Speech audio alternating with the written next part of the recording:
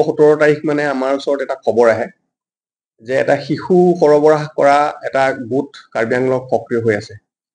সেই খবৰৰ ভিত্তিত আমি এটা দল গঠন কৰোঁ আমাৰ DYSP জুবিন বৰাৰ নেতৃত্বত, আৰু সেই দলটোৱে প্ৰাৰম্ভিক তথ্য কিছু গোটাই পেলাই কিছু লোকক আইডেণ্টিফাই কৰে, আৰু এটা টিম আমি গম পাওঁ যে ইণ্টাৰষ্টেড ইনভলভ হৈ থকা কিছু লোক জড়িত হৈ আছে সৰবৰাহ কাৰ্যত, আৰু আমি দিল্লীলৈ এটা টিম পঠিয়াওঁ।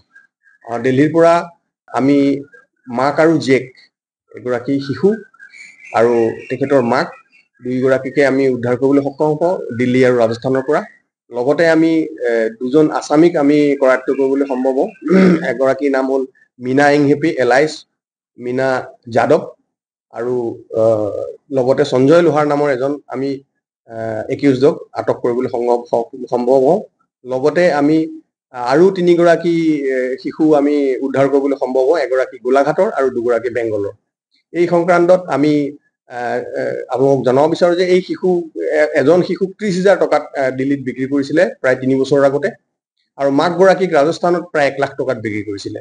গতিকে এই সংক্ৰান্তত আমি ইতিমধ্যে যি এৰেষ্ট কৰিছোঁ তাৰ তদন্ত অব্যাহত আছে, আৰু আমি ভৱিষ্যতে আৰু এনেকুৱা ধৰণৰ এই গোচৰ সংক্ৰান্তত আৰু তথ্য ওলালে আমি আপোনালোকক জনাম। 5জন মানুহ আমি ইতিমধ্যে এৰেষ্ট কৰিছোঁ, আৰু ডেড বডি ইতিমধ্যে ৰিকভাৰ হৈছে আৰু তদন্ত অব্যাহত আছে।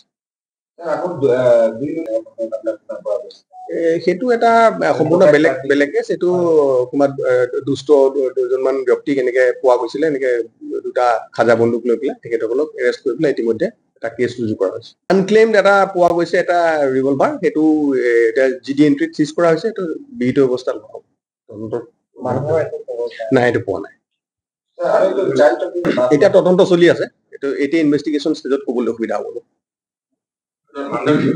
এইটো তদন্তৰ পিছতে গম পোৱা যাব। 5জন ঘৰৰ ৰিলেটিভে আইডেণ্টিফাই কৰিছে।